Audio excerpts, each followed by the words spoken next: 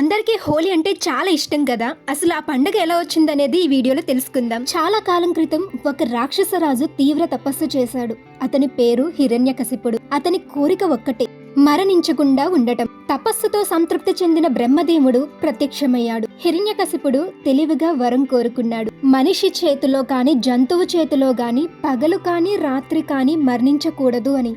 అలా బ్రహ్మదేవుడు ఇచ్చిన వరంతో దాదాపు అమరుడయ్యాడు. ఇప్పుడు అతని అహంకారం ఆకాశాన్ని తాకింది.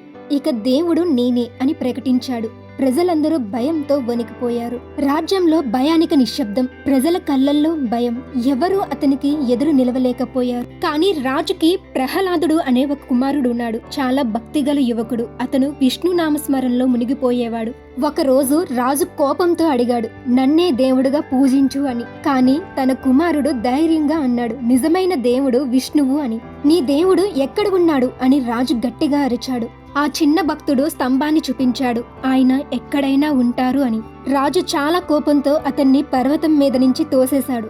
ఇక అక్కడున్న ప్రజలందరూ ఇక అతను చనిపోయాడనుకున్నారు. కానీ ఆకాశంలో ఒక దివ్య కాంతి అతన్ని కాపాడింది. ఇక వాళ్ళ సైనికులతో విషం ఇచ్చారు. కానీ భక్తి ఉన్న హృదయం భయపడలేదు. విషం కూడా పనిచేయలేదు. ఏనుగుల గుంపును అతని మీదకు వదిలారు. భూమి అంతా కంపించింది. కానీ అతను ప్రశాంతంగా నిలబడ్డాడు. దేవుని మీద ఉన్న అతని నమ్మకం అతన్ని రక్షించింది. ఎన్ని ప్రయత్నాలు చేసినా అతను మరణించలేదు. ఇక చివరిగా ఒక ప్రయత్నం చేశారు. హోలిక అనే రాక్షసి అగ్నిలో కాలిపోదు. అది ఆమెకు ఉన్న వరం. ఆమె అగ్నికుండంలో ప్రహ్లాదుడితో కూర్చుంటుంది. మంటలు ఆకాశాన్ని తాకాయి. ప్రజలు కళ్ళు మూసుకున్నారు. కానీ ప్రహ్లాదుడు ప్రశాంతంగా కూర్చున్నాడు.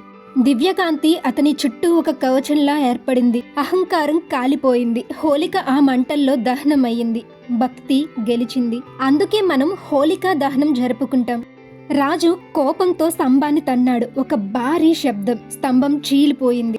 అందులో నుంచి ఒక అద్భుత రూపం ప్రత్యక్షమైంది. అది మనిషి కాదు, జంతువు కాదు, సింహముఖం, మానవ శరీరం, నరసింహుడు. సాయంత్ర సమయం రాజ్యం అంచులో నరసింహుడు రాక్షసుణ్ణి సంహరించాడు. వరం పనిచేయలేదు. చెడుపై మంచి గెలిచింది. ఆ గెలుపుకు గుర్తుగా ప్రజలు ఆనందంతో రంగులు చల్లుకున్నారు. విజయం, ఆనందం, ఐక్యత. హోలీ అంటే కేవలం రంగులు కాదు, మనలోని అహంకారాన్ని కాల్చేసే రోజు, ప్రేమను పంచుకునే రోజు. ఈ హోలీ మీ జీవితంలో కూడా మంచి గెలవాలి.